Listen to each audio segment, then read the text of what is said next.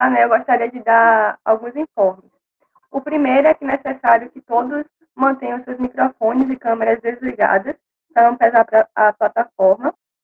O segundo é que eu peço que vocês prestem atenção no chat, que durante a apresentação vai ser disponibilizado um link onde vocês têm que preencher para marcar a presença de vocês na palestra, tá bom? E o terceiro informe é que qualquer pergunta ou comentário, ela pode ser feita a qualquer momento através do chat e no final da apresentação do professor Luiz Gustavo, a gente vai abrir um momento para discussão. Quem também quiser fazer o comentário oral ou a pergunta oral, também é só sinalizar no chat e aí a gente vai liberar, né, dar a palavra. Bom, vamos dar início à nossa palestra. Hoje a temática é Gestão de Resíduos Sólidos e Política Ambiental Associada, ministrada pelo professor Dr. Gustavo Luiz Cheste. Bom, professor Gustavo Luiz, só um minutinho. Professor adjunto da Universidade Federal do Recôncavo da Bahia, doutor em Geografia Física pela Universidade de São Paulo, onde estudou as unidades de conservação privadas do Estado do Paraná e as reservas privadas de custódia de território na Catalunha, na Espanha. Ele é mestre em Geografia pela Universidade Estadual Paulista, atuando na proposição de uma classificação de um encrave vegetacional. Formado em Geografia, tanto bacharelado como em licenciatura, pela Universidade Estadual de Maringá, com ênfase nos estudos de formações relictuais de vegetação araucária. Além disso, ele tem experiência na área de geociências, com ênfase em Geografia Física, Biogeografia e Meio Ambiente. Professor, eu gostaria mais uma vez agradecer pelo seu aceite e por disponibilizar um pouco do seu tempo para compartilhar conhecimento conosco. E é isso, pode ficar à vontade. Legal, obrigado. Obrigado a vocês, né, pela lembrança do nome. Eu tenho algumas pessoas, acho que alguns petianos aí que trabalham comigo, né, então talvez aí tenha surgido a possibilidade de estar com vocês hoje. E aí agradeço, né? Agradeço realmente pela lembrança e pela oportunidade de falar um pouquinho com todos, né? Eu vi aqui já algumas pessoas que foram alunos, né? Andresa, o Jean, que são lá do BCA, né? Nós temos a Ariane, que é da Biologia, que é minha orientanda de iniciação científica, agora desse ano, né? Marília foi minha aluna de Educação Ambiental, quando eu substituí um professor, então estou vendo várias pessoas aí conhecidas, isso é bacana, né? Eu quero deixar antes de dividir minha tela com vocês, eu quero conversar um pouquinho, né, porque essa não se trata da minha especialidade direta, né, eu trabalho com biogeografia, distribuição de animais e plantas pelo planeta, assim, né, de modo simplificado, é até uma disciplina que eu estou ofertando esse semestre remoto. Os resíduos sólidos, eles não são, então, aquele tema de trabalho direto meu, mas eu tive uma oportunidade na vida, eu digo, né, de coordenar um programa de resíduo sólido municipal lá no estado do Paraná, que é de onde eu venho, né? Então, antes de entrar na UFRB, que eu entrei em 2018, eu fiz a coordenação desse projeto, desse plano municipal de resíduo sólido e de um plano de saneamento básico lá. Então, foi aí que eu consegui, por estar coordenando isso, eu tive que estudar bastante coisa e tive que me inteirar bastante do assunto, né? Então, peço desculpas aí, de repente, se eu não conseguir responder, quem sabe, todas as dúvidas que vocês possam ter, né? Se trata de um assunto bastante longo também, é um assunto que nós poderíamos fazer uma disciplina inteira a respeito do que a gente vai falar agora em, sei lá, 40 minutos aproximadamente, então é um assunto bastante longo. Eu vou abordar, não sei o nível, né, de conhecimento de todos no assunto, então eu vou abordar coisas bastante simples e vou tentar buscar algumas coisas um pouco mais específicas também, tá? Peço desculpas também, porque não tive como poupar muito de texto, gente. Eu não gosto muito, eu gosto de ilustração, mas, né? mas não teve muito jeito, porque efetivamente é um tema que traz muita informação, né? Você envolve reciclagem, envolve um monte de coisa que traz bastante número, né? Então, eu vou ter que apresentar isso para vocês e tentei fazer isso de uma forma mais leve possível, tá bom? Eu, né, como a Bia comentou, sou geógrafo de formação, com mestrado e doutorado sempre dentro da geografia. E aí vim para a UFRB no ano de 2018, e aí iniciei meus trabalhos aqui na UFRB, e hoje sou responsável pela parte de biogeografia e algumas outras disciplinas que estão um pouco relacionadas aí a meio ambiente. Eu vou colocar aqui para compartilhar a minha tela. Eu espero que vocês, Bia, vocês estão vendo a minha tela? Que eu não vejo mais vocês agora. Sim? Beleza. Legal. Quando eu fui pensar, né, quando chegou para mim o convite, aí tinha lá eu brinco, né, um menu de opções que eu poderia falar. Quando eu vi resíduos sólidos, eu fiquei pensando como que eu ia abordar isso com vocês e como que eu ia tratar do assunto, né? Eu tentei fazer uma construção de um material para não ficar muito atrelado ali só à legislação de resíduos sólidos, né? Se eu ficasse aqui falando artigo tal, vocês iriam lá e fariam a leitura da legislação, né? Então, eu tentei trazer algumas interpretações, algumas possibilidades de atuação de vocês, porque eu penso que todos, se não a grande maioria de vocês, são pessoas que estão na UFRB estudando em um curso na área ambiental, né? E talvez, por ser um curso na área ambiental, vão ter possibilidade de atuar nesses planos de resíduo sólido, nesses planos de saneamento básico, né? Então, eu vou trazer um pouquinho também das experiências que eu aí quando conduzi um plano desse tipo, né? Eu participo, coloco aqui a logo, né, do GECAM, que é um grupo de estudos em ciências ambientais, que é vinculado ao curso, né, do bacharelado interdisciplinar em ciência ambiental, que a gente oferta. Nós viemos para Cruz das Almas faz questão de um ano, né, viemos do campo de Santo Amaro. Então, estamos aqui um pouco mais recentemente, e esse grupo de estudos é onde eu tenho meu projeto de pesquisa, que é vinculado à biogeografia, na região de Morro do Chapéu, enfim, vários outros projetos aí sendo desenvolvidos, né? Então, vamos lá, pessoal. Alguns objetivos, né? O que eu pensei para a gente hoje? Aí, a Bia, por favor, me controle aí no tempo, tá? Porque, às vezes, se eu for passando, você pode me chamar a atenção.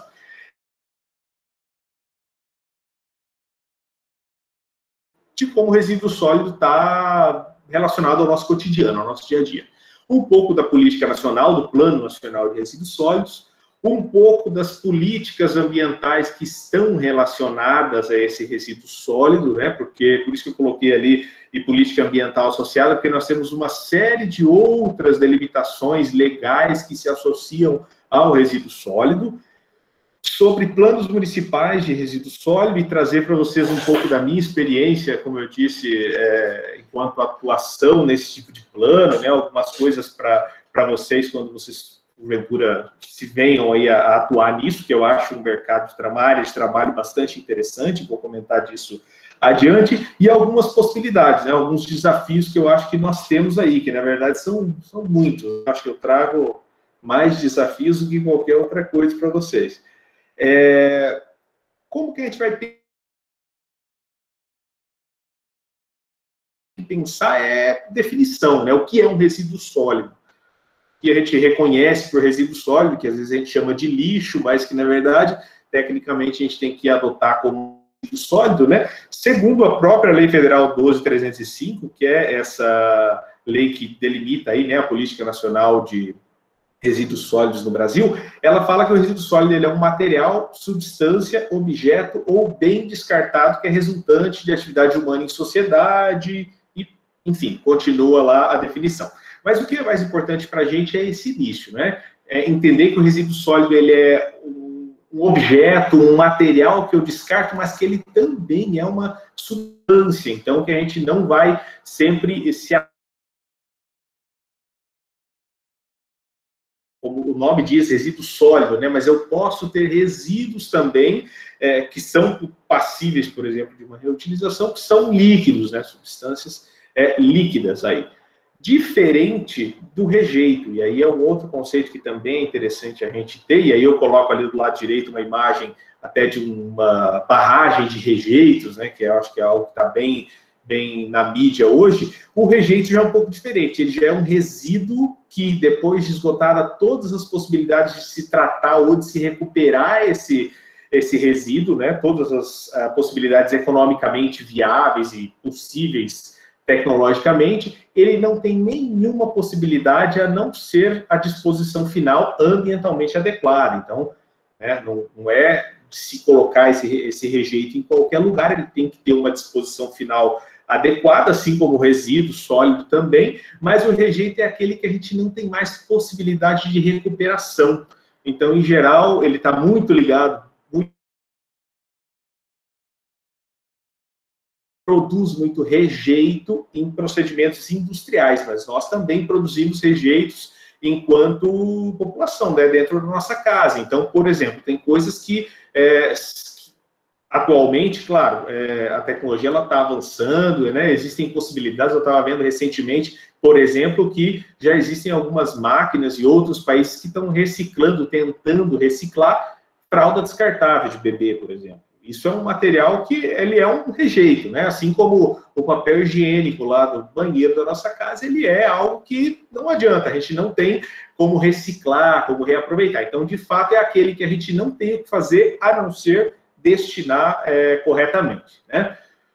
O interessante é que nós produzimos resíduos e rejeitos em praticamente tudo que a gente faz. E aí, se a gente parar para avaliar as coisas onde nós estamos inseridos, o que a gente consome de produtos no dia a dia, seja no processo produtivo desses materiais, ou seja, aqui na nossa casa, a gente está produzindo. Então, basta a gente olhar para a nossa lata de lixo, basta a gente olhar para a roupa que a gente está vestindo, que ela, com certeza, a indústria que fabricou essa roupa, essa minha camiseta, ela produziu uma série de resíduos. Então, o resíduo sólido, ele está inserido no nosso cotidiano e muitas vezes de uma forma que a gente não consegue perceber, né? Como eu comentei, a gente muitas vezes não se dá conta da quantidade de rejeitos que talvez, ou de resíduos, ou de rejeitos, né, que a empresa da minha camiseta teve que produzir para gerar a minha camiseta, né? Quando nós vamos lá, né, pessoal aí, quando dá flores para alguém, por exemplo, queira ou não, esse processo de produção, e depois, quando você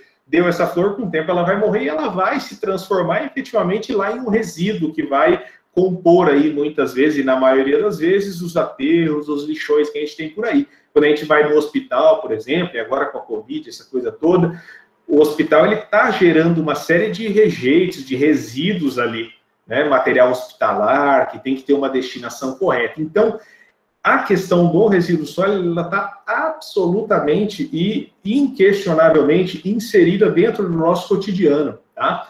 Agora, isso eu comentei com vocês, pensando em nós aqui, né? Um parênteses é que essas imagens, elas são todas da internet, tá, gente? Não, uma foto é minha. Essas duas fotos aqui da parte esquerda são aqui do município de Cruz das Almas. Inclusive, essa é a da capa dos slides, que é ali próximo da UFRB, né? No sentido tabela. Agora a gente vai imaginar se eu gero essa quantidade de resíduos, seja diariamente ou seja dentro da minha vida cotidiana. Vamos imaginar quanto resíduo não se produz todo mundo junto. Então, todos nós que estamos aqui agora, toda a cidade de Cruz das Almas, todo o Brasil, todo o mundo. Então, é uma quantidade gigantesca de resíduo que está sendo produzido e que a gente precisa efetivamente pensar em uma forma de trabalhar com isso. Existe um cadastro, pessoal, que é o SINIR, que é o Sistema Nacional de Informação sobre Gestão de Resíduos Sólidos. Esse cadastro, ele é alimentado pelas prefeituras, pelas entidades, órgãos públicos. Então, o Estado da Bahia, o município de Cruz das Almas, o governo federal. Todos eles vão alimentar o SINIR, que é essa base de dados, anualmente. Eles têm que fazer essa alimentação e ali eles vão dizer tudo que foi gerado dentro da sua área de circunscrição, tudo que foi gerado em relação a rejeito, a resíduo sólido, tá? E isso é uma base de dados que está disponível online. Então, esses dados que eu trago para vocês são de consulta livre aí online. E aí também tem outro parênteses aqui que eu quero fazer, é que eu coloquei alguns materiais, professor Almassi, ou com alguém que eu troquei e-mail, eu dei alguns PDFs, e aí depois, quem quiser, né, o PET de repente pode disponibilizar, que são materiais que várias das informações que eu trago aqui estão disponíveis ali, tá?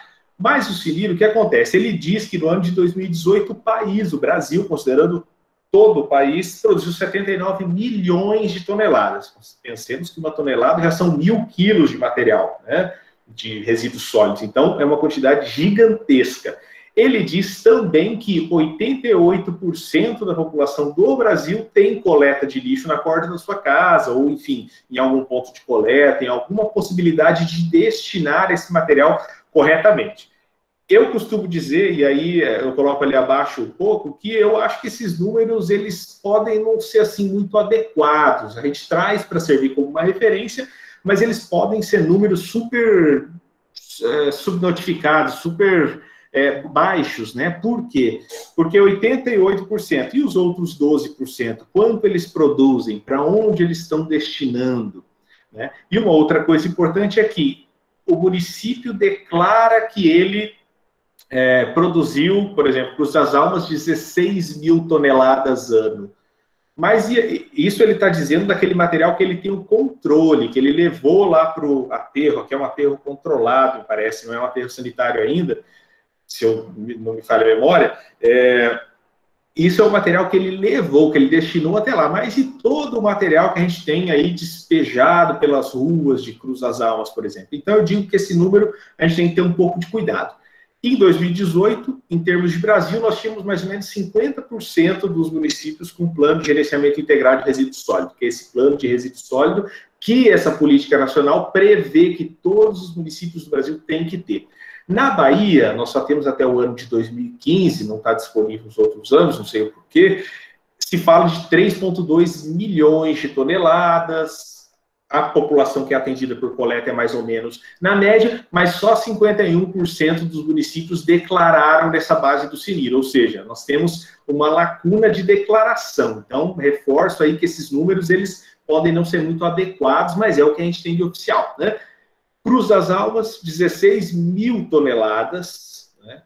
16 mil toneladas é lixo pra caramba, é material pra caramba, resíduo muito, e Cruz das Almas diz que 100% da área urbana da cidade tem coleta de lixo. 100%. Toda. Cada uma das ruas. É o que o município está declarando para o governo federal.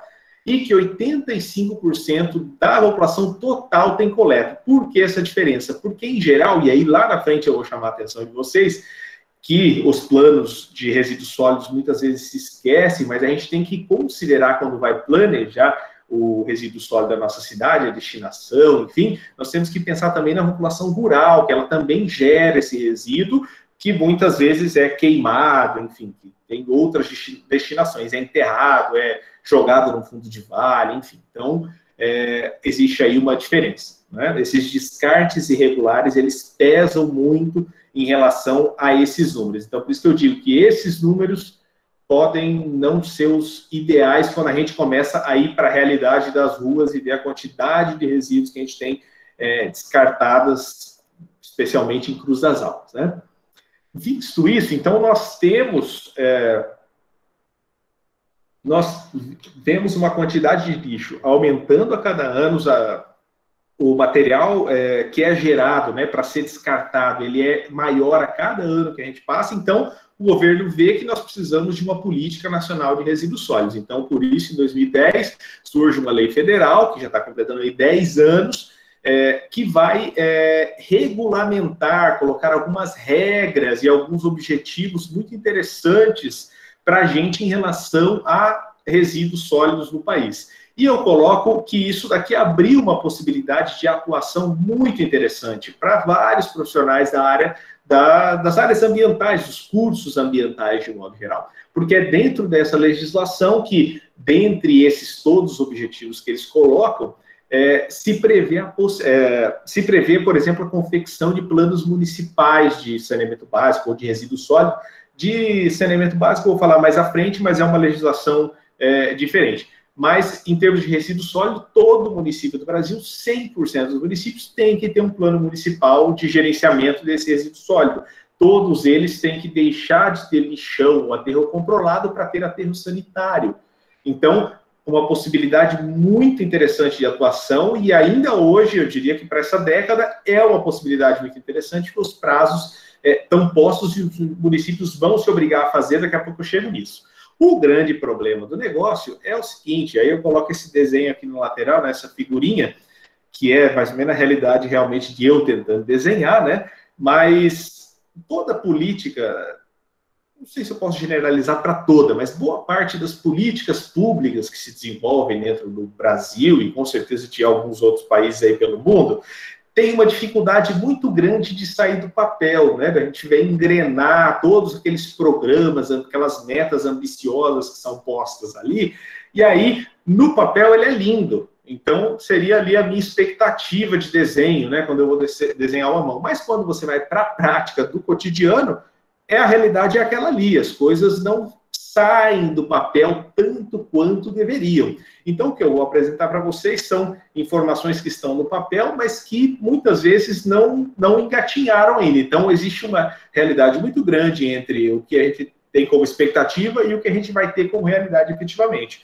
Por exemplo, essa política nacional, ela diz que, na época, né, a meta dela era reciclar 20% dos resíduos sólidos até o ano de 2015 no Brasil. Nós não atingimos essa marca ainda, e lá na frente a gente vai ver.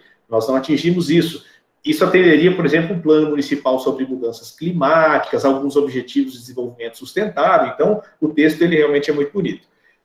Ela apresenta, e a política nacional vai apresentar alguns princípios, alguns objetivos que são muito importantes. Alguns deles começaram a engatinhar, outros ainda estão muito no plano da ideia, mas, por exemplo, eu acho que talvez vocês tenham ouvido falar nisso, o princípio do poluidor pagador e do protetor recebedor, né? Isso se aplica a unidades de conservação, se aplica a várias outras políticas nacionais, um pouco no sentido, não é que, você fez um impacto, você vai pagar agora por esse impacto. É no sentido de, você é potencialmente poluidor, então você vai ter uma alíquota de pagamento diferente, você vai ter que colaborar com um determinado fundo X ou Y, enfim.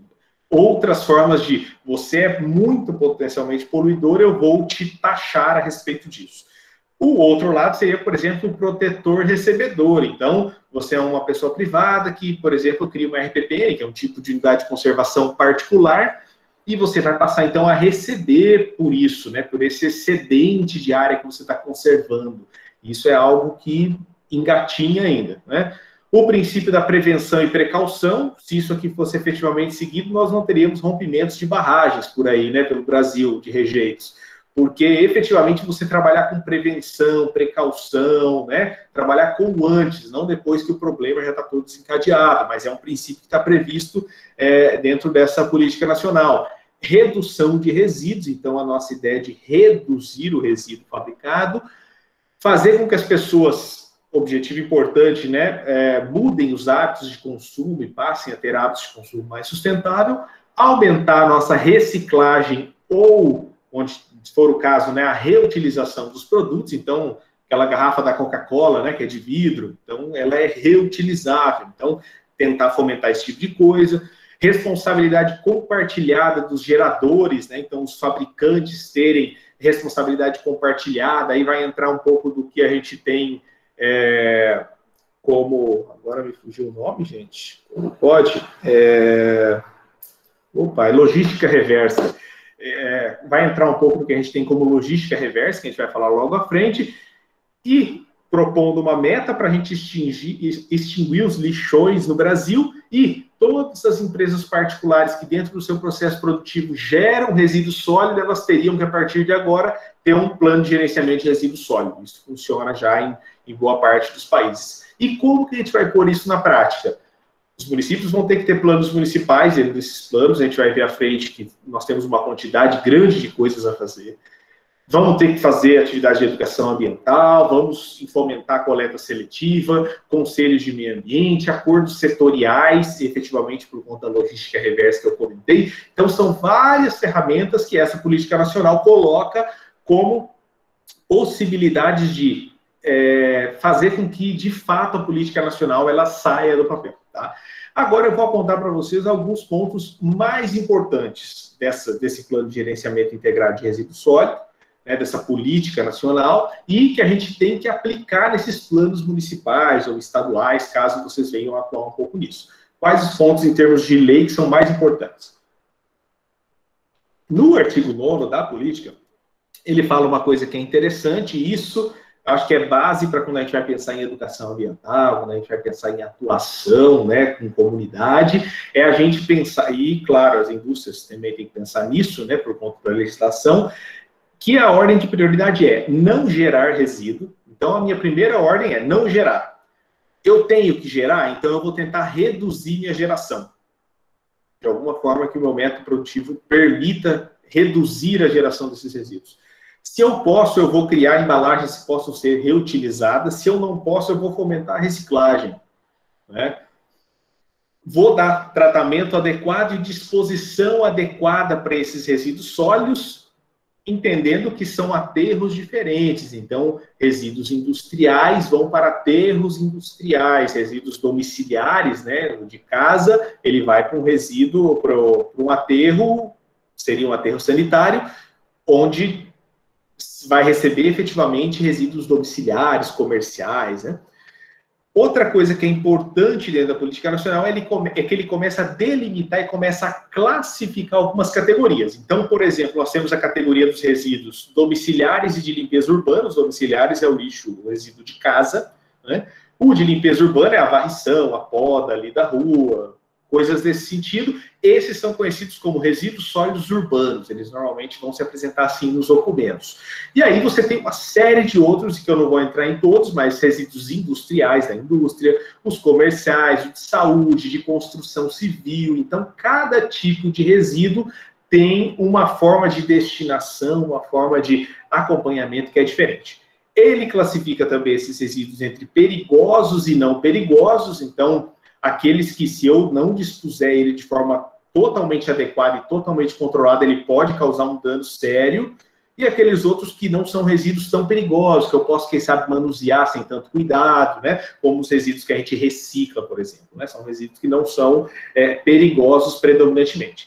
E aqui, que eu acho que é o que a gente tem que se ligar, e aí o ESA, né, por exemplo, que é o curso da UFRB, tem uma empresa júnior. Então, cursos que têm uma empresa júnior podem se ligar nisso e tentar buscar essas parcerias, por exemplo, com prefeituras, porque todos os municípios do Brasil têm que ter um plano municipal de resíduo sólido, ou plano municipal de saneamento básico, né? São leis diferentes, mas o resíduo sólido ele está contemplado no saneamento básico, então são documentos iguais, e todos eles têm que acabar com os lixões em alguns prazos específicos, a depender do tamanho desse município. Então, 2 de agosto de 2021, as capitais e regiões metropolitanas. Agosto de 22, cidades com mais de 100 mil habitantes, em 23, as com 50 a 100 mil habitantes, e 24 com menos de 50 mil habitantes. Até onde eu busquei, eu não consegui encontrar, por exemplo, o plano de saneamento ou de resíduos sólidos de Cruz das Almas, mas Cruz das Almas tem até agosto de 2023 para providenciá-lo. A Bahia é um caso muito especial, porque a SEDUR, né, que é a Secretaria de Desenvolvimento Urbano e Regional, né, do estado da Bahia, ela colocou que em 2019 só 43 municípios tinham esses aterros sanitários e efetivamente esses planos aí em fase de implementação. Então, por isso que eu disse para vocês, isso aqui é uma possibilidade de atuação bastante interessante para vocês na confecção desses planos, que são detalhados, a gente vai ver à frente, mas são importantíssimos. E quando a gente tem pessoas que estão engajadas no tema, né, atuando nisso, claro que isso vai ser melhor, faz um plano com mais qualidade, né? Não só o copia e cola das consultorias por aí. O problema é o seguinte: esses prazos eles são constantemente postergados, assim como foi o Código Florestal, né, e vários outros. Aí os prazos são postergados, porque os municípios não conseguem atender os prazos originais. Então, isso costuma acontecer. E isso acaba se tornando um certo problema. Eles são postergados, eles não deixam vencer esse prazo, por quê? A legislação diz o seguinte: se o município, nessa data que ele coloca: se o município não tiver o plano de saneamento básico, o plano de resíduo sólido, ele não pode mais acessar recurso público da União, e aí dos estados. Então, ele não teria mais o financiamento público, que faz parte de uma receita importantíssima para todos os municípios. Então, o meu caso, quando eu trabalhei em Apucarana, eu fui contratado da prefeitura como temporário para atuar nesse plano muito imediatamente, porque o prefeito estava desesperado, porque em dezembro daquele ano vencia esse prazo e ele precisava continuar buscando recursos federais. Só que daí, claro, foi postergado, mas nós já tínhamos feito o trabalho, já tinha acontecido. Então, o que resta para a gente é ver até quando isso vai ser postergado, né? Um pouco de problema. Outros pontos que são importantes dentro da legislação, dentro da política que ele apresenta, é que os fabricantes, por exemplo, devem fazer as embalagens recicláveis e do tamanho necessário. Então, não adianta fazer aquela embalagem de chips desse tamanho, sendo que você tem um tiquinho de chips lá dentro. Então, a política começa a prever essas coisas, pelo menos na teoria, né? Isso é necessário uma fiscalização. Ele reafirma algumas coisas que a gente já tinha na legislação ambiental, então, aí tem muita relação com outras políticas ambientais, outras leis ambientais, por exemplo, lei de crimes ambientais, né? Porque você passa a ser proibido a lançar produtos in natura no rio, sem um tratamento devido. E ali na esquerda uma foto, por exemplo, do Rio Tietê em São Paulo, que recebe uma carga gigantesca de materiais assim, mesmo isso sendo proibido. E, claro, proibição, por exemplo, de queima a céu aberto. Então, aquela tiazinha que gosta de juntar um lixinho ali na beira da rua, botar aquele foguinho, ela está incorrendo, na verdade, em crime ambiental. E aí essa política de resíduo sólido, ela vem também pegando em cima disso, em conjunto, por exemplo, com lei de crimes ambientais, como eu coloquei para vocês, e inúmeras outras coisas. Então, impermeabilização de lagoa de rejeito, proibição de importação de resíduos. Então, muitos países ditos aí desenvolvidos, eles têm o costume, digamos assim, né, de exportar resíduos para países mais pobres. Então, a África sofre bastante com isso, né? E aqui no Brasil também já houveram, assim, já vi casos de se barrar container na chegada do porto, porque era material, por exemplo, hospitalar de outros países, que estava vindo para cá porque alguma empresa importa para fazer um reaproveitamento disso. Mas o que acontece é que acaba se enviando muitas vezes material que é muito contaminante para outros países, claro, vão contaminar outros locais, né? Outra coisa importante que essa legislação coloca é a nossa responsabilidade com o resíduo sólido. Ela delimita perfeitamente quem é responsável pelo quê. Então, por exemplo, a minha responsabilidade, Gustavo, e a de cada um de vocês, ela termina no momento em que eu coloco o meu saquinho de lixo na lixeira na frente da minha casa. A legislação diz que eu tenho que dar a destinação adequada para o meu material, aquilo que eu produzo na minha casa. A legislação é clara nesse sentido. Então, o que acontece, né? A prefeitura, ela recolhe, ela é quem presta esse serviço para a gente, ela terceiriza uma empresa que vai recolher esse material. Então, o meu papel é colocar na cesta do lixo. O papel da prefeitura é recolher esse material da cesta do lixo, o papel legal, e dar a destinação correta lá para o aterro sanitário, né? O aterro, enfim, o local onde deve ser feito corretamente, o aterro sanitário. Muitas vezes não é o que acontece, mas é o que deveria acontecer, né? E no caso, e aí, vejam, esse serviço, ele é um serviço que é bancado pela Prefeitura Municipal, esse serviço de recolher esse material. Cruz das Almas, aí no Cinir também tem esses valores. Em 2015, lá gastava mais de 2,5 milhões por ano só com resíduos, né, com contratos de empresas terceirizadas para isso, mas ela tem uma responsabilidade legal em cima disso, e esse sistema ele é pago pelo município, com base em impostos, porque aqui a gente não paga taxa de coleta de lixo. E no caso das empresas, então, empresa, por exemplo, eu tenho um comércio, o tiozinho da loja de sapato, da padaria, ele não gera grandiosa quantidade de resíduo, então ele pode colocar legalmente esse resíduo para a prefeitura recolher. Aquela pessoa que no processo produtivo dela gera muito resíduo, ela tem que ter um plano de gerenciamento de resíduo sólido.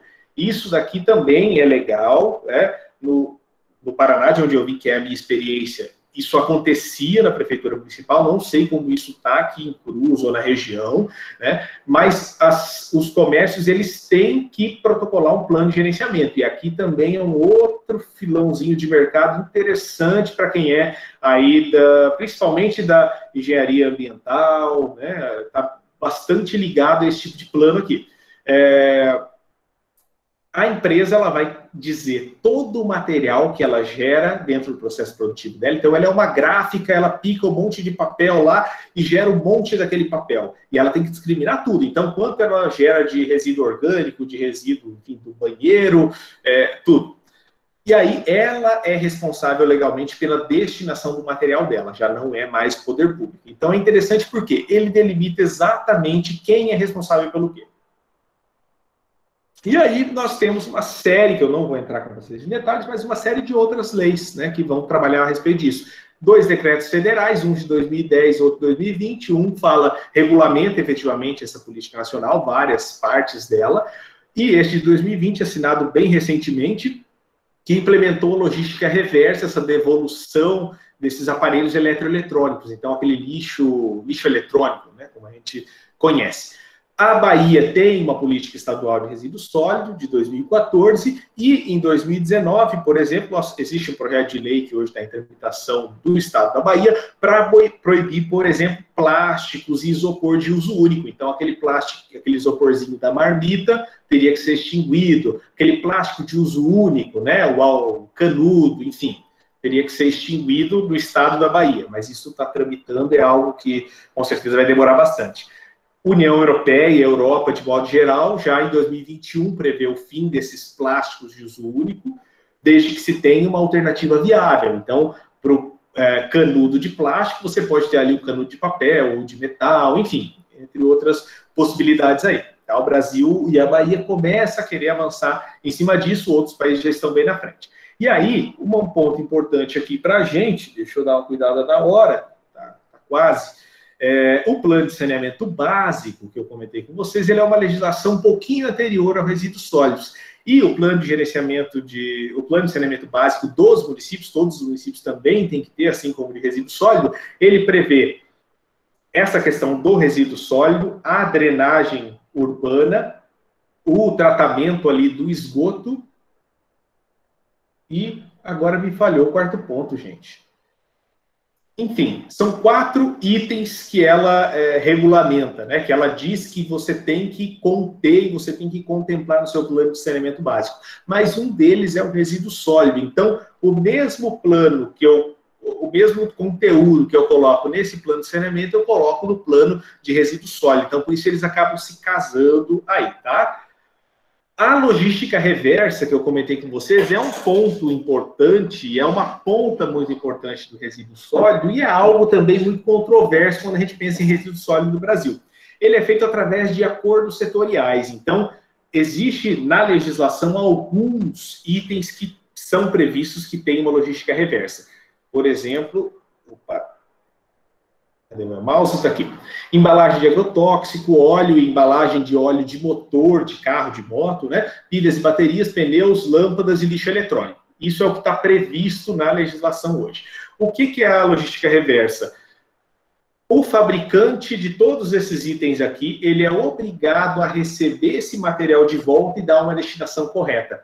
E não o poder público. O poder público se isenta da responsabilidade desse tipo de material. O problema é que boa parte dessa política, e isso é feito através de acordos setoriais, que é o governo, junto com, por exemplo, as empresas que produzem agrotóxico no Brasil, fazem um acordo entre si, todas essas empresas se juntam e passam a receber de volta, passam a viabilizar esse processo de recolha, de transporte e de reciclagem ou destinação, tá?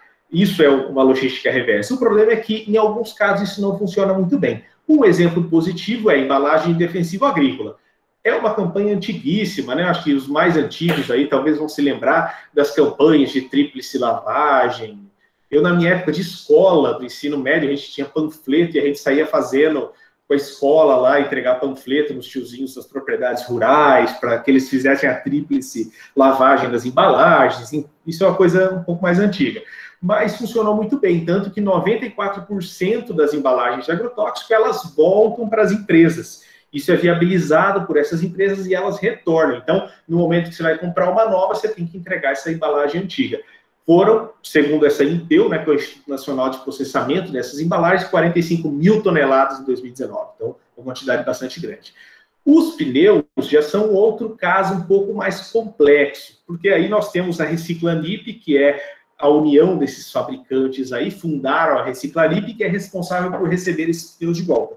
Em 2019, foram cerca de 50 milhões de pneus destinados. O interessante é que eles colocam, e aí tanto que eu não trouxe para vocês quantos pneus foram fabricados no Brasil, por exemplo, porque eles colocam na página em caixa alta que eles destinaram tantos milhões, só que eles não colocam quantos milhões foram produzidos para a gente ter uma ideia de se isso é muito ou se isso é pouco. Do mesmo modo como faz, por exemplo, com as lâmpadas, né, a Reciclos, que é o órgão aí, a empresa responsável pela destinação de lâmpadas. Ela fala que em 2018 nós destinamos 160 mil lâmpadas no Brasil, mas o Brasil importou em 2017, por exemplo, no ano anterior, 160 milhões de lâmpadas, ou seja, é menos de 1% das lâmpadas que a gente compra e que estão aí disponíveis no mercado, elas têm efetivamente um retorno por essa logística reversa. Então, ainda é um processo que é complexo. Essa terceira foto aqui abaixo, ela é de Apucarana, a cooperativa de reciclagem da cidade, lá tem coleta seletiva. Então, a cooperativa teve um tempo que começou a recolher da população as lâmpadas. Aí vira uma chuva, todo mundo entrega lâmpada.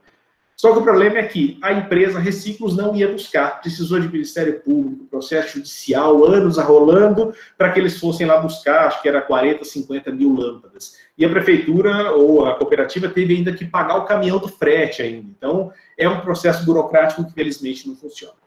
Passo aqui com vocês algumas coisas, pedindo mais um minutinho, alguns pontos importantes, algumas experiências que eu tive em relação ao plano de resíduo sólido, né? Ele é composto por 2 cadernos. Então, quem um dia for trabalhar com isso, é interessante que pegue planos de outros municípios para conseguir balizar o trabalho. Um de diagnóstico, um de prognóstico. No diagnóstico, você vai levantar toda a situação do município em relação a esse resíduo sólido, que é o que nós estamos falando hoje. Quanto é gerado, em qual classe, como que se destina, quanto custa, como é feito o transporte, que programa, tem reciclagem, não tem reciclagem, tem compostagem ou não, qual é a vida útil do meu aterro sanitário, enfim, você faz um raio-x do seu município a respeito disso no caderno de diagnóstico. Então, a minha situação é essa. Depois você vai ter um caderno de prognóstico, onde você vai trazer metas. O que eu vou fazer? Né? As metas têm que estar muito claras, porque é um planejamento, essas metas elas devem atender, isso a legislação determina, 20 anos. Então, você vai fazer plano para 20 anos dentro do teu município, com revisão a cada 4 anos, mas com metas muito claras. Eu vou reduzir o meu material ido para o aterro assim, assim, assim, com uma política assim, assim, assim, eu vou implantar reciclagem de tal modo, a minha coleta vai mudar de tal modo, enfim, tudo o que você vai implementar dentro do seu município. Isso exige uma equipe multidisciplinar, então, muito importante que a gente tenha vários profissionais, não só da área ambiental, mas da área de engenharia e vários outros profissionais para nos ajudar a compreender todo esse processo. Tem os planos estaduais e os planos municipais, como eu disse, isso é um requisito para acesso a crédito público, e tomar muito cuidado, como eu falei lá atrás, porque a gente se esquece muitas vezes das áreas rurais, e elas são muito importantes nisso. Um cuidado que eu chamo especialmente a atenção de vocês, e que eu já falei isso bastante com os meus alunos nas disciplinas que eu ministro. A gente, quando está fazendo esse tipo de documento, esse ali não foi o meu caso até. Você, né, sou justo, não foi, e não vai ser o caso de todo mundo. Mas a gente, principalmente profissional da área ambiental, vocês vão receber muitas pressões profissionais em cima do que vocês vão estar executando, sabe? Então, por exemplo, você tem que fazer uma série de audiências públicas para aprovar esse tipo de plano. Então, vamos fazer aqui uma audiência pública, mas você tem que fazer uma ampla divulgação, mas não vamos divulgar muito, não. Eu vou falar aqui com os líderes dos bairros que são da base aliada do prefeito, vamos fazer ali uma audiência pública mais ou menos. Não, a gente tem que bater o pé e tem que botar a divulgação efetivamente, não só colocar no diário oficial lá do município escondidinho, né? Conselhos, você tem que ter conselhos municipais que vão acompanhar a elaboração e a implementação desses documentos, é lei. Aí, muitas vezes, você vai lá na prefeitura, o conselho acaba, por exemplo, sendo aquele conselho de comadres, né?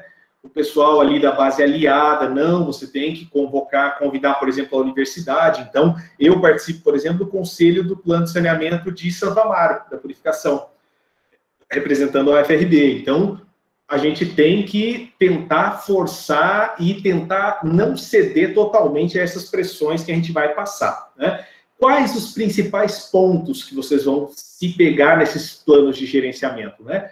Trata-se de um documento técnico, e eu chamo muita atenção de vocês para esses pontos. É um documento técnico. Então, assim, importância, chama atenção de uma boa escrita técnica, de participar, de repente, de atividades que vão desenvolver a escrita técnica, é se apropriar daquele conceito técnico. Eu chamo muita atenção dos meus alunos, porque não é uma redação de vestibular, não é? Ali você está elaborando um documento técnico de muita responsabilidade, você está assinando por aquilo. Então, um documento técnico com embasamento e com levantamento minucioso. Vocês vão revirar o município de ponta cabeça, tanto em relação à execução orçamentária do município, quanto em relação a esses rejeitos, né? A caracterização desse município geográfico, efetivamente, é um outro ponto importante. Vocês vão ter que entender isso, é interessante também, eu aprendi, foi muito legal, entender efetivamente todo o processo de coleta, desde o momento da geração desse resíduo sólido até a destinação final. Então, tudo que se gera em todos os setores da tua cidade. Aqui eu coloco uma série de possibilidades. Quanto se produz por pessoa, qual a estimativa futura com a ampliação da população, né? Poderia discorrer sobre isso, mas vou acelerar um pouquinho a respeito disso. Para você fazer, depois de tudo isso, uma análise integrada e falar quais as deficiências que eu tenho dentro do meu município. Para você saber disso, você tem que conhecer muito minuciosamente o processo de coleta do seu município. E todas as características municipais também, né? Porque para você poder sugerir a implantação de um aterro, por exemplo, você tem que ter um conhecimento físico do ambiente, que aí, claro, essa equipe multidisciplinar vai ajudar nisso. No prognóstico, você vai discutir todas essas possibilidades e metas, tentando minimizar cada uma daquelas deficiências que você colocou lá no seu diagnóstico, né, com previsão. Então, isso daqui eu vou colocar imediatamente, em curto prazo, em médio prazo e em longo prazo. Então, é um documento bastante minucioso e é um dos documentos que eu passei também no e-mail para o pessoal do PET, que são os dois planos que eu coordenei, o diagnóstico e o prognóstico, para que quem quiser dar uma lida e se entrosar um pouquinho a respeito disso. Chama atenção, e aí partindo para o final, para o potencial que a gente tem em relação à reciclagem e compostagem. Lá em Apucarana, quando você faz o cálculo da população, pela população atendida por coleta de lixo, e a quantidade que você despeja lá no aterro por mês, você chega num valor per capita. Então lá nós tínhamos 0,71 kg por habitante dia. Na Bahia, para 2015, dado um pouco antigo também, porque o CINIR não está alimentado, 1,08 quilos habitante dia. Em Cruz das Almas, 0,81 quilos habitante dia. Então, um pouquinho menos de 1 quilo por dia, mas é uma quantidade maior do que, por exemplo, essa realidade que eu estava acostumado. Por que eu chamo a atenção de vocês para esse potencial da reciclagem e da compostagem? O IPEA, que é um dos documentos que está no PDF do pessoal do PET, diz que no Brasil 30% de tudo que vai para o aterro seria um material que a gente pode reciclar. 70% seriam materiais que não são recicláveis. Isso bate um pouquinho com o que a gente viu em Apucarana e é um padrão, de certo modo, do país. Então, por isso que eu digo para vocês que 30% de tudo que está indo para o aterro nesse exato momento não precisaria necessariamente ir para o aterro se nós tivéssemos políticas públicas eficientes. De todo esse material dos outros 70%, muito daquilo também não precisaria ir, porque são restos de comida. Então, em Apucarana, e aí o plano de resíduo sólido vai pedir isso de vocês, a gente faz o que se chama de quarteamento, uma análise gravimétrica, que basicamente são essas fotos que estão abaixo. Em todas as zonas, todos os setores de coleta, o caminhão do lixo chega, é uma atividade bem interessante. Talvez o pessoal aí do ESA pode ter visto isso já, talvez em alguma disciplina, né? É um processo bem interessante, porque chega o caminhão do lixo da zona tal, você pede para ele descarregar fora. Ele descarrega, você vai lá, no nosso caso, com 6 bombonas de 50 litros, e por amostragem nós enchemos essas 6 bombonas com aquele resíduo que está lá. E aí depois nós vamos ali com a mão na massa, literalmente, né? Porque daí você vai separar todos os saquinhos, abrir tudo, ver que tipo de lixo a pessoa está colocando e separar por classe, para gerar um quadro como esse que está aqui de um dos setores que nós fizemos. Isso, em Apucarana, eram 13 setores, nós fizemos em 13 casos. E aí você gera uma média do município. Então, em Apucarana, por exemplo, 44% de tudo que vai para o lixão lá é matéria orgânica, é resto de comida. É resto de comida, resto de casca de fruta, material de poda, material que poderia servir, por exemplo, para compostagem. Ou seja, resto de comida. Nós estamos jogando muita comida fora. Isso é uma outra situação, né? 35% do que a gente via lá era reciclável e 21% era rejeito, efetivamente. Não tinha jeito o que fazer, né? Então, é uma possibilidade também quando a gente consegue colocar uma reciclagem eficiente, uma compostagem eficiente dentro de um município, a gente consegue reduzir muito a quantidade de material que vai lá para o aterro, aumentando a vida útil desse aterro e fazendo, claro, a gente não precisa se utilizar de outros espaços. Nos finalmente, só para passar alguns dados para vocês de reciclagem, desse potencial que a gente muitas vezes não se utiliza, lembra que lá atrás eu falei de 79 milhões de toneladas de resíduo no Brasil?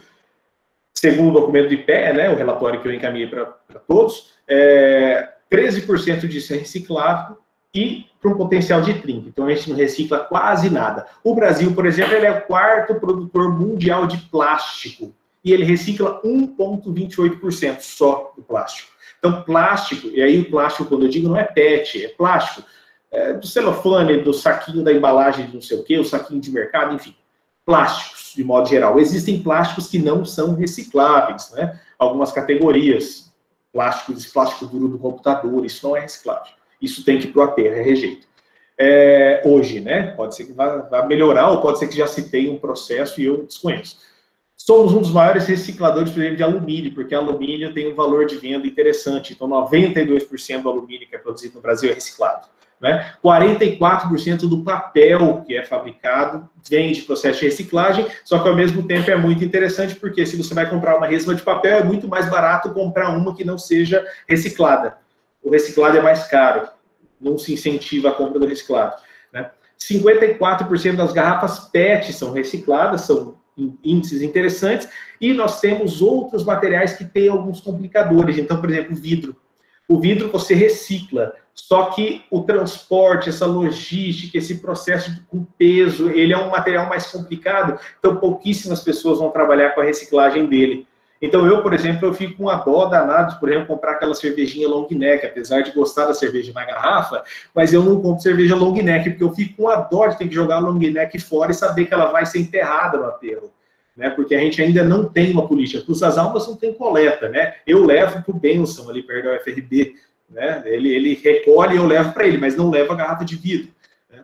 Embalagem longa vida, vulgo caixinha de leite, né? Isopor, tudo isso tem complicadores para esse processo de reciclagem. Né? O equipamento é muito caro, o processo é muito caro, então isso dificulta bastante. Último slide, gente, prometo. Força mais um pouquinho. Alguns desafios, algumas possibilidades que a gente tem. Um grande desafio é a gestão adequada desses resíduos. A gente tem que botar na cabeça das pessoas que o resíduo sólido jogado de uma forma inadequada, ele vai prejudicar a gente mesmo. Né? Eu ir ali do outro lado da rua, eu tendo coleta na minha rua, tem gente que pega o saquinho e vai no terreno baldio e joga. Você atrai uma série de vetores de outras doenças. Então, é um problema de saúde pública, inclusive. Então, as pessoas elas precisam criar essa consciência, não tem jeito. Mas, claro, entendo que é um processo extremamente complexo. Né? Reciclagem e compostagem efetivamente. Isso a gente precisa colocar dentro do interesse público, dentro da administração pública. Né? No momento em que a gente se forma, aqui pela UFRB, no curso ambiental, que a gente vai para dentro da prefeitura, a gente tem que começar a plantar essa semente. Né? Isso são programas que a gente precisa desenvolver dentro de cada um dos municípios. A gente precisa readequar esses hábitos, né? Embalagem de uso único, né? Enfim, são possibilidades que a gente tem que fazer. Eu acho que cada um de nós sabe o que pode fazer. Educação ambiental efetiva, processual. Não adianta a gente ter uma educação ambiental como tema transversal lá na escola, ou então uma atividade de educação ambiental com o aluno uma vez no ano. A gente precisa ter isso de forma processual, de forma continuada. Né? segregação de resíduo na origem. Então, é uma possibilidade boa e um desafio muito grande que as pessoas separem na casa, que as pessoas comecem a encarar a compostagem como uma possibilidade. É difícil, né? Países como a Espanha, por exemplo, e França, né? Eles têm uma taxação. Se você não separa, você joga lá na rua, coloca na rua para coleta do modo incorreto, você é taxado. Então, existem formas de fazer isso, mas são formas que geram desgaste político, né? Esse é o grande problema. Sustentabilidade financeira do sistema, isso seria necessário, né? O desafio da taxa de lixo no Paraná, na minha cidade, lá especialmente, se cobra uma taxa de lixo na conta de água relativamente simbólica, menos de R$10, mas aqui a gente não paga. Então, será que, a partir do momento que as pessoas pagam, muda? Não sei, é um debate, né? E, como eu falei lá atrás, um importante campo de atuação para vocês nessa década. Eu agradeço de novo a possibilidade, peço desculpas se eu ultrapassei um pouco o tempo, se falei muito rápido, a gente pode conversar, mas eu acho que todos esses são caminhos para a gente começar a pensar, talvez, se vai ser possível essas imagens que a gente vê na internet aí, de cidades sustentáveis e cidades futuristas. A gente discute cidade sustentável, mas, ao mesmo tempo, a gente ainda está bem longe, né, de fazer as coisas da forma como elas deveriam acontecer. Então é isso. Obrigado, gente, e estou aberto aí. Bom, obrigada, professor, pela palestra, que foi enriquecedora. Esse é um assunto muito importante, né, e deve sim ser discutido, porque serve para a gente refletir também sobre qual é o nosso papel nesse contexto, né? Eu estava lendo que 51% dos resíduos sólidos é composto por matéria orgânica. E eu posso estar enganada, mas acredito que isso seja devido ao desperdício de comida que a gente faz no dia a dia. Então, fica aí a reflexão para tentar mudar esses hábitos, né? E começar a cobrar dos órgãos responsáveis para que eles façam o gerenciamento dos resíduos de forma correta e todo aquele planejamento que o professor falou possa sair do papel. E é importante, né? Porque eu acho que vocês todos que estão aqui, que são da área ambiental, com certeza um dia vão se deparar com isso. E aí é complicado, esse trabalho de formiguinha, ele é muito difícil, né? Mas se a gente está inserido dentro de um plano de resíduo sólido, ali é o momento que a gente consegue plantar semente. Então, por isso que eu resolvi trazer uma abordagem pensando nisso, acho que para tentar despertar. Vamos lá. Sim, então agora a gente vai para os comentários e perguntas. Bom, o professor Alexandre Almassi falou aqui. Professor Gustavo, sou o professor Alexandre Almassi, atual tutor do PET Socioambientais. Seja bem-vindo. É uma grande satisfação contar com sua participação em nosso ciclo de palestras. Ele também faz uma pergunta. É essencial ações locais para a implantação de uma política de resíduos sólidos. Todavia, é muito difícil promover o manejo desses resíduos apenas ao nível local, mas vemos muita dificuldade de ações articuladas em rede, congregando diferentes municípios. Como superar essas limitações? Isso, legal, Massi. Até uma coisa que eu acabei não comentando durante a fala, é que a legislação, a Política Nacional de Resíduos Sólidos, ela efetivamente ela incentiva que a gente faça esse gerenciamento integrado dos resíduos sólidos. Tanto que a sigla, em geral, quando você vai construir o plano, você tem que colocar plano de gerenciamento integrado de resíduos sólidos, porque efetivamente eles incentivam que você faça esse processo de junção de vários municípios. Isso se torna uma vantagem, a gente pode dizer, econômica para o município, inclusive, porque isso vai baratear, né, esse custo que a gente vai ter aí em relação à destinação. Como eu falei lá atrás para vocês, Cruz das Almas em 2015, foi mais de 2,5 milhões em contratos. Né? Então, a partir do momento que você se junta com vários municípios, você consegue, de repente, desenrolar melhor essas possibilidades. Eu acho que a grande limitação aí, o grande impasse é a conversa entre os diferentes prefeitos, né, Márcio? A gente, pela minha experiência em prefeitura, eu vejo que um grande problema é efetivamente as diferenças de partido político, né? Se um prefeito é da direita, o outro é da esquerda, eles nem se conversam, eles não querem nem saber. E isso é uma realidade. Então, eu acho que isso é uma limitação grande e é um impasse muito grande. Mas Cruz das Almas, eu estava vendo alguns artigos, me parece que Cruz das Almas, o aterro onde ele destina, é em conjunto com outros municípios aqui da região. Eu não me entrei em detalhes, né, porque não é uma área que eu estou estudando atualmente, mas sim, é uma possibilidade e se incentiva muito em termos de política nacional.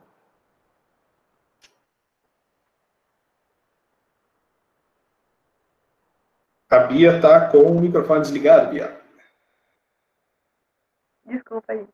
A Renata Rezende, ela pergunta, existe alguma ação ou mesmo uma política de monitoramento acerca do quantitativo de resíduos existentes no Brasil, âmbito regional ou estadual?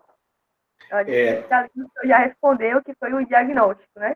Na verdade, é o CNIR, né, que é aquele sistema nacional que eu comentei, que todas as prefeituras têm que fazer o preenchimento, mas, por exemplo, nós também vimos que em 2015, 51% das prefeituras da Bahia responderam. Elas teriam que alimentar isso obrigatoriamente, mas não fazem.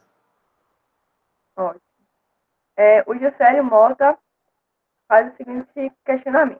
Com o aumento do consumo de produtos industrializados pela população, inclusive na zona rural, quais ações poderiam ser implementadas para o manejo adequado dos resíduos sólidos domiciliares, pois muitas das vezes as áreas rurais não são contempladas com a coleta de lixo?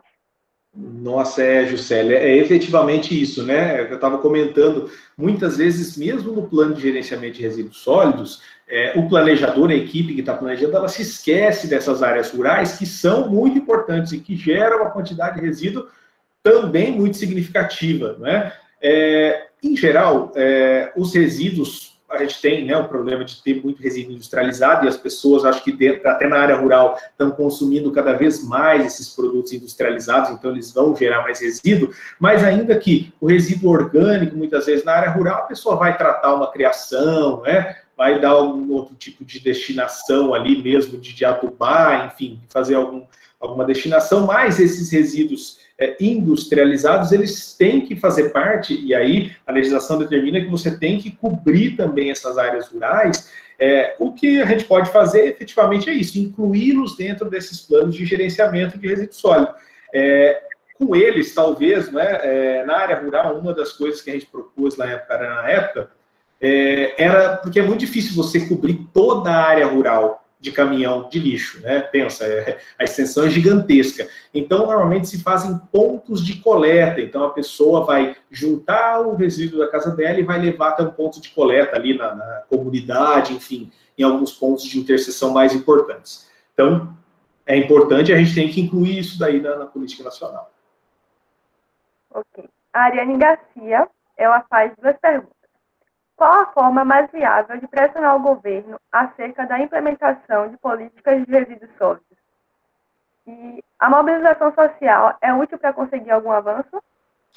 A mobilização social sempre é útil, não é, para conseguir algum avanço. Eu acho que é absolutamente em 100% dos casos, né? Muita coisa que a gente consegue ou que a gente já conseguiu até hoje foi efetivamente por conta de mobilização social. Então, sim, a gente mobilizar as pessoas é muito importante. Mas eu acho que o primeiro passo que a gente precisa fazer, talvez não é nem o primeiro, mas talvez é um passo conjunto, que as coisas vão ter que caminhar em conjunto, é fazer as pessoas entenderem também da importância de se separar isso, de se separar os resíduos, de dar uma destinação adequada para esses resíduos, porque o que eu via, aqui vejo, aqui eu nunca vi, nunca presenciei, mas já vi gente tacando papelzinho do janela do carro aqui, já vi bastante, mas lá na cidade onde eu trabalhava, eu via a tiazinha, ela pegava saquinho de lixo, o caminhão passa 3 vezes por semana, ela atravessa a rua e vai lá no terreno baldio e puxa o saquinho.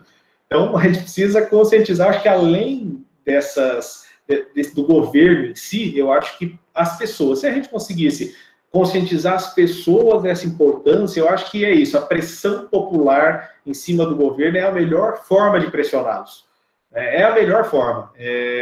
Qualquer prefeito, vereador, deputado, quer quem seja, a pressão popular com eles sempre vai funcionar. Eles nunca vão querer ver o povo se erguendo ali, muito contrariamente. Mas é isso, para a gente conseguir erguer pessoas e que as pessoas comecem a cobrar isso, a gente vai efetivamente ter que conscientizar essas pessoas primeiro, na minha opinião. A Gilcleide Nascimento dos Santos faz a seguinte pergunta: é obrigatório que as cidades tenham um plano de gestão de resíduos sólidos? É obrigatório. Aí é aquilo que eu tinha comentado, né?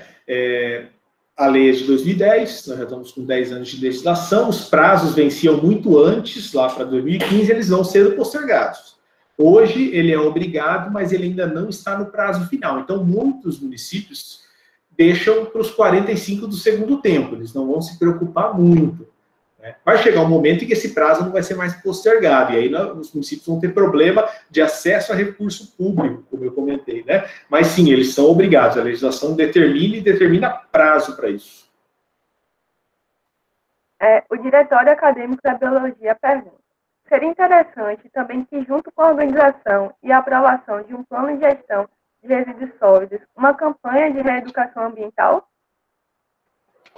Sim, perfeito. É aquilo que eu tinha comentado anteriormente, né? Nós precisamos, e aí a educação ambiental, não sei onde está a falha dentro do processo, né? Mas a gente precisa, como eu comentei ali no final, uma educação ambiental mais processual, mais continuada, né? Não adianta a gente chegar ali dentro de uma escola, fazer uma intervenção, isso não vai gerar, de repente, o resultado que a gente precisa. Então, seria muito interessante e é muito importante que a gente consiga fomentar políticas públicas, que a gente consiga desenvolver projetos de educação ambiental, não só nas escolas, mas, claro, também junto a essas outras pessoas, os adultos aí, não só as crianças, mas os adultos também precisam. E sim, é importante. Seria ótimo, na verdade. A Geisa Costa, Ariane Garcia e a Andresa Souza parabeniza pela sua palestra, professor, e a Andresa Souza ainda pergunta, na verdade ela faz um comentário: tecnologia para reciclar vidros específicos nós temos, o problema é que é mais barato e conveniente para a indústria produzir outro que reciclar. Infelizmente é uma realidade difícil. É o que eu comentei, ele pesa muito o vidro para a pessoa que faz a coleta do vidro, mas ele tem um valor de mercado muito, muito pequenininho. Então, não é interessante para o senhorzinho que pega reciclável na rua carregar aquele monte de vidro e ganhar quase nada. É muito mais interessante, por isso que nós reciclamos mais de 90% das latas de alumínio, né? Porque a lata de alumínio, fio de cobre, são coisas que têm um valor agregado muito grande. Então, infelizmente, o vidro é complicado. É como eu disse, eu tenho muita dó de comprar qualquer coisa em vidro, porque vidro é uma coisa muito complicada. E para decomposição é quase impossível. O diretor acadêmico da Biologia, Gisélio Mota, e Marcos Vinícius Costa Almeida parabeniza pela palestra e diz que foram esclarecimentos excelentes. A Patrícia Silva, ela fala: boa noite, professor. Primeiramente, parabenizo pela excelente palestra. E faz a pergunta: o que o senhor poderia falar sobre a logística reversa de medicamentos já prevista em lei ambiental e sendo um decreto municipal, mas que não foi aderido por todos? É isso. Esse é um ponto interessante, né? Porque é isso, a gente não pode descartar, por exemplo, eu lembro que uma vez eu li em algum canto que uma campanha ou algo assim, que as pessoas, você venceu o medicamento, você vai lá, despeja no vaso sanitário. Não, não é o modo correto da gente descartar isso, né? Nós temos um processo aí de logística reversa também, onde esses fabricantes têm que receber esses materiais. Mas assim, o problema, Patrícia, como para todos os outros itens da logística reversa. O que acontece? Os fabricantes que deveriam, porque os fabricantes eles têm que pagar por todo esse processo. Instalação do ponto da coleta lá na farmácia, eles têm que coletar a farmácia com caminhão, levar para algum lugar, pagar a destinação, porque a destinação do aterro é paga. Então, assim, eles vão fugir até o último momento em que eles puderem fugir. Né? O caso das lâmpadas, por exemplo, para mim é emblemático. Né? O das lâmpadas existe essa logística reversa legalmente, eles já têm uma empresa constituída para fazer isso, mas eles vão me dizer que destinaram 160 mil lâmpadas no Brasil inteiro. Isso é nada de lâmpada. Então, o nosso grande problema é isso, as brechas e essas possibilidades do pessoal ir correndo. Eles vão correr, não importa, enquanto a gente tem a legislação, decretos, falando a respeito disso, eles vão correr muito, muito, muito, muito. E aí, a questão toda é essa, né? É o poder, na verdade, do ente público cobrar e fazer com que, efetivamente, a legislação ela saia do papel. Mas como eu disse para vocês, é muito complicado. Pela minha experiência, assim, da prefeitura municipal, antes de vir para o UFRB, muita coisa você não pode, digamos assim, cobrar, você vai ser incentivado a não cobrar, porque é isso, nós tínhamos um exemplo, né? Nós tínhamos um problema de borrachudo lá na cidade. Borrachudo, aquele, não sei como vocês chamam, talvez aqui tem um nome diferente, aquele que pica a gente. O borrachudo infestava as casas próximas de um rio. Por quê? O borrachudo e o pernilongo são diferentes. Um se reproduz na água limpa, o da dengue, né? O borrachudo ele gosta da água suja. E aí as fábricas despejavam muito resíduo ali naquele rio, contaminando todo o rio, e o borrachudo tomava conta.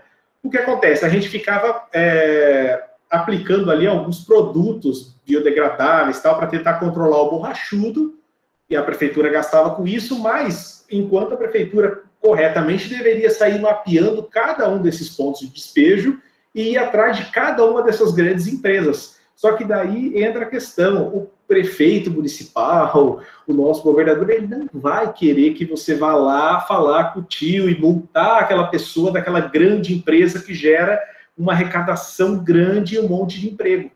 Então, eu acho que aí é que nós esbarramos, aí é Brasil, é o jeito brasileiro. A gente esbarra nisso, e vocês aqui quando se forem trabalhar em órgãos públicos depois se formarem, vocês vão ver muito isso. A gente tem que ter bastante sangue frio, muitas vezes, para trabalhar em órgão público, senão você surta, né? Você fica doido. O diretor acadêmico da biologia faz o comentário. Professor, minha irmã, que é nutricionista, trabalhou no TCC dela com resíduos sólidos na merenda escolar. O quanto de comida que é jogada fora que influi não está no gibi. Exatamente. É como lá em Pucarana, né? Mais de 40% é comida.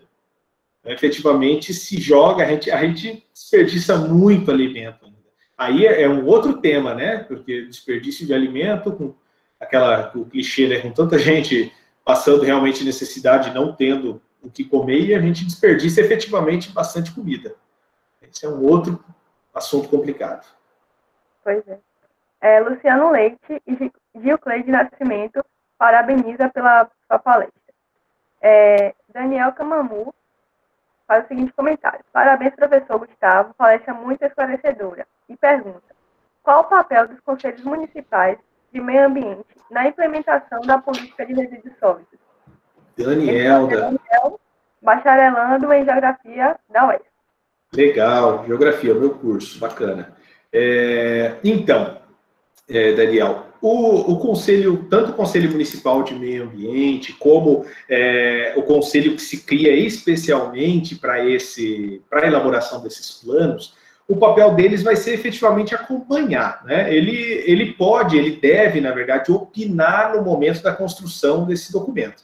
Então, por exemplo, né, você tem que fazer uma série de audiências públicas desde o momento que você vai começar um plano de trabalho, o primeiro resultado, você tem um prazo para receber devolutivas da população, da comunidade, você tem que fazer essas audiências públicas nos bairros. Então, o que eu penso que é o papel mais importante desses conselhos, tanto municipal quanto, efetivamente, do resíduo sólido, é acompanhar se isso efetivamente está acontecendo e da forma correta, como eu falei lá atrás, né, para não ter aquela coisa de só coisa de comadre ali, né, de partidário político, se isso está acontecendo efetivamente, e, claro, opinar. Então, vocês não estão vendo tal problema, vocês não estão considerando tal coisa, ou, de repente, o que vocês estão colocando aqui como meta é uma coisa muito boba, porque isso pode acontecer também, né? Coloca-se ali uma meta meio tosquinha, né, perdendo a palavra, mas uma meta bobinha para você ter mais possibilidade de cumprir. Então, eu acho que o papel, principalmente, é fiscalizar, né? Fiscalizar e opinar. Uhum. Luan, integrante do PET Socioambientais, faz o seguinte comentário. Parabéns, professor Gustavo, uma abordagem contempladora. Gilcleide Nascimento faz um comentário aqui. Moro em uma comunidade rural e aqui tem coleta de lixo 2 vezes na semana. E esses são depositados em um aterro sanitário. Uma vez ao comentar isso com o professor, ele me disse que essa coleta de resíduos na minha comunidade não estava resolvendo nada, apenas mudando o problema de lugar. Que ótimo. Recorrente, né? E que ótimo. Gilcleide, de que cidade você é, Gilcleide? Depois você coloca pra gente, só para eu ter uma ideia. Porque é bacana, né? Primeiro, bacana porque você tem coleta nessa área rural, então isso já é uma coisa bem interessante. E eu acho que o professor dela quis dizer o seguinte, né? Você está só mudando o teu problema de lugar, porque nós produzimos esse resíduo, muitas vezes a gente não se preocupa muito com a quantidade que a gente vai produzir, e ele vai ser transferido para um outro local, que é esse aterro, esse lixão. Se ele é um lixão ou só um aterro controlado, a gente sabe que ele vai desencadear um monte de impactos ambientais dos mais diversos. Se ele é um aterro sanitário, você, de certo modo, vai minimizar isso, mas não seria o ideal. Então, por isso que eu acho que ele quis dizer, né, que você só está transferindo o problema de lugar, porque ele vai, talvez, continuar sendo um problema em outro lugar, e talvez, né, poderia se fomentar, por exemplo, o uso, a reciclagem, enfim, outras coisas. Gilcleide complementou aqui que ela é de Muritiba. Muritiba, muito bem. Cidade de Luan. Isso. A Ariana Moreira comenta, parabéns pelo trabalho. Jean Passos, parabéns, professor, a palestra foi incrível. E o professor Alexandre se inscreve para fazer um comentário, uma pergunta oral. Pode ficar à vontade, professor. Certo. Boa noite a todos. Gustavo, eu quero te parabenizar. Foi muito, muito boa a forma como você trouxe essa abordagem, a forma didática, inclusive, que você trouxe os elementos da própria legislação. Na verdade, não é bem a pergunta que eu queria fazer, é mais um comentário mesmo, um agradecimento pela sua participação aqui. Muito bom tê-lo aqui conosco no CCAB, né? Foi muito boa a migração para nós e contar com vocês aqui, né? O pessoal do BCA, os professores que estão mais ligados diretamente ao BCA, muito bom tê-los aqui, uma grande satisfação. E eu queria comentar, né, na verdade, reforçando uma fala sua, de que essas questões pontuais da educação ambiental, uma ação aqui, uma ação ali, que não tem continuidade, elas realmente não conseguem fazer uma grande transformação, elas não trazem uma grande transformação.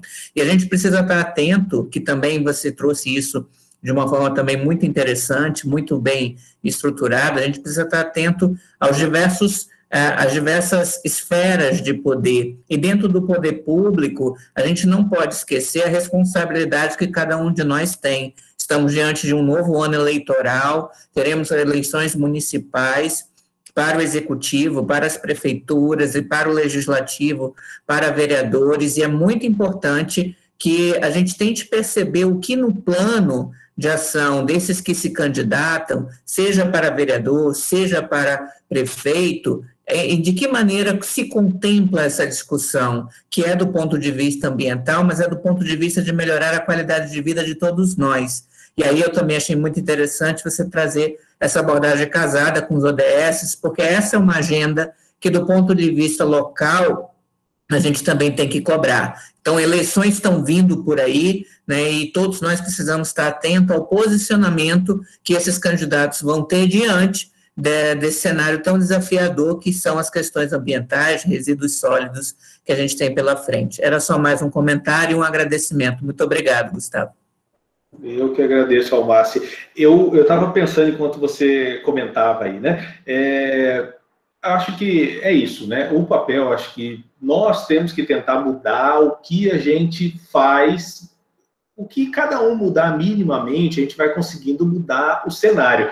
E me ocorreu aqui pensando, por exemplo, né? A gente fala de reciclagem, mas dentro da própria UFRB, isso será que funciona, né? E aí, questionando, acho que nós, né, que somos docentes aí, os alunos que estão inseridos, será que dentro da UFRB a gente não poderia tentar começar a pensar em implantar alguma coisa inicialmente ali, porque se começa a funcionar ali, isso se estende para outros locais. E parece que existia algo na UFRB e parece que acabou não avançando tanto, né? A educação ambiental pontual é isso, ela é ruim, o ideal seria ela ter uma continuidade, seria o perfeito, o mundo ideal, né? Mas essa pontual, eu acho que ainda a gente tem que ir adotando enquanto a gente não pode melhorar esse processo, né? E aí, como eu falei lá na apresentação, eu que sou mais das antigas um pouquinho, aqui está também acompanhando a gente o professor Marcos ali. O professor Marcos é da Geologia, ele é professor do IPCA também. Não sei você ao máximo, mas é como eu falei, lá na minha infância, aquela coisa da tríplice lavagem, do agrotóxico. Eu lembro que o governo federal criou uma figura lá que chamava agrinho.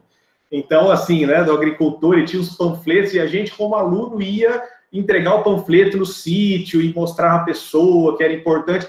Você vê, anos, décadas depois, eu me lembro disso. E era um processo isolado.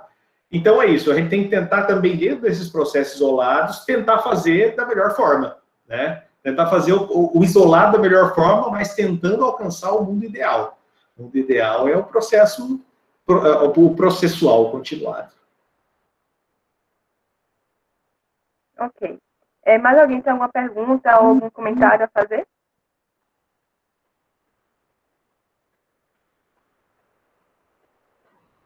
Eu acredito que não. Então, professor, gostaria de agradecer mais uma vez pelo seu aceite. Foi uma palestra muito enriquecedora.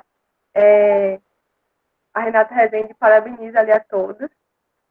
Eu tenho certeza que não só eu, mas todos que estão presentes aprendemos muito sobre a temática. Isso conduziu a palestra com muita excelência.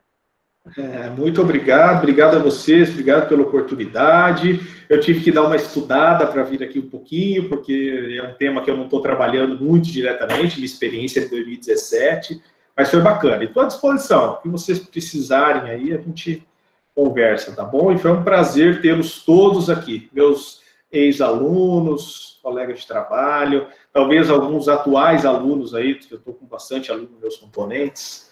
É legal, bom tê-los aqui. Obrigado.